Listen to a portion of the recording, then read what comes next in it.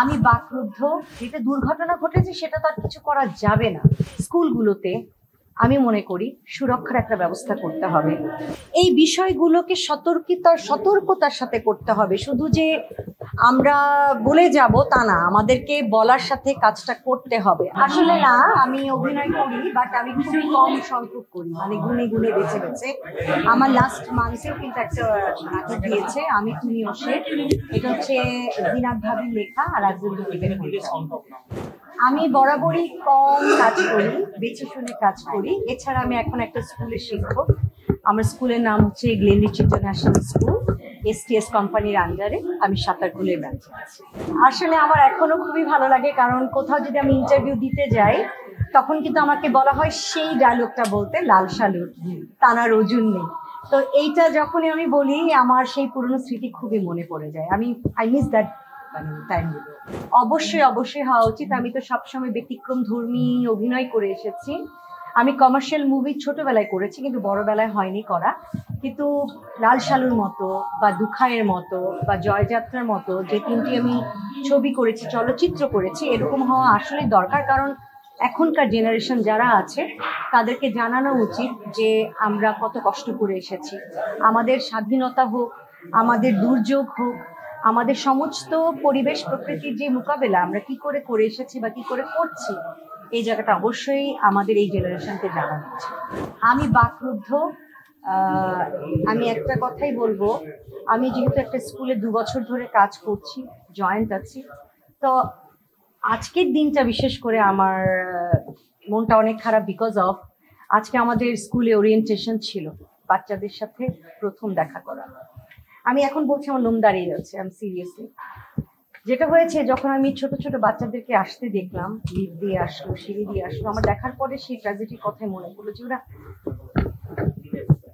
কিভাবে চলে গেল। আমি আজকে অনেক কিছু চিন্তা করলাম। প্রথমত, আমরা যেটা দুর্ঘটনা ঘটেছে সেটা তো আর কিছু করা যাবে না, কিন্তু আমি একটু বড়দের মতো কথা বলতে চাই। আমি আজকে অনেক ভেবেছি, যখন বাচ্চারা এসেছে স্কুলগুলোতে, আমি মনে করি সুরক্ষার একটা ব্যবস্থা করতে হবে। অনেক স্কুলে কিন্তু ফায়ার এক্সিট নাই, একটা ডোর। হ্যাঁ, তাই আমার মনে হয় বাচ্চাদের জন্য 2-3টে পথ তৈরি করে রাখা উচিত। আল্লাহ মাফ করুক, কখন কোনো যদি অকারেন্স ঘটে বাচ্চাদেরকে বের করে নিয়ে আসা হয়। এবং খোলামেলা তো অবশ্যই থাকতে হবে। আমার মনে হয় এই জায়গাগুলো সরকারকে, বেসরকারি যত স্কুল আছে এগুলো দেখতে। আর যেই ভবনগুলো মনে হচ্ছে যে অনেক পুরনো, ভেঙে যাওয়ার বা ধসে পড়ার একটা ভয় থাকে, সেই জায়গা থেকে বাচ্চাদেরকে সরিয়ে নতুন করে একটা দালান তৈরি করা, যেখানে আমরা সুরক্ষার সাথে বাচ্চাদেরকে ছোট ছোট ফুলগুলোকে বড় করে বাংলাদেশের ভবিষ্যৎ তৈরি করতে পারি। আমার কাছ থেকে এই বলা, কারণ আল্লাহ মাফ করুক, আল্লাহ কাকে কখন নিয়ে যে আমরা কেউ জানি না, কিন্তু সতর্কতা বজায় রাখা অত্যন্ত জরুরি। আর যারা আজ আমাদেরকে ছেড়ে ছোট ছোট ফুলরা, শিক্ষকরা, অভিভাবকরা চলে গেছে, তাদের জন্য আমার মাগফিরাত কামনা করি। সুন্দর থাকুক, স্বর্গে থাকুক এবং ভালো থাকুক।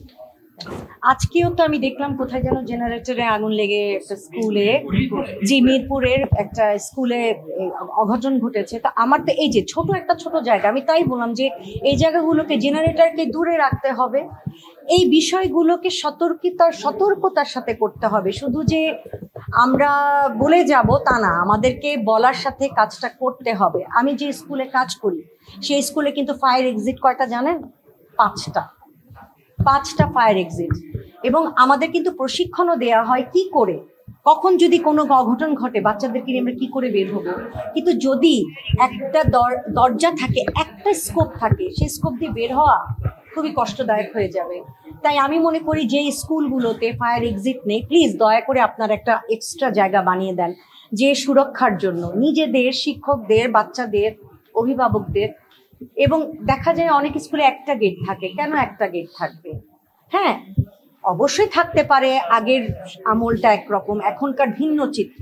সেই জায়গা থেকেও যদি গেটগুলো 4-5টে হয়, তাহলে মনে হয় যে কোনো দুর্ঘটনার কবল থেকে আমরা একটু হলেও বের হয়ে আসতে পারবো।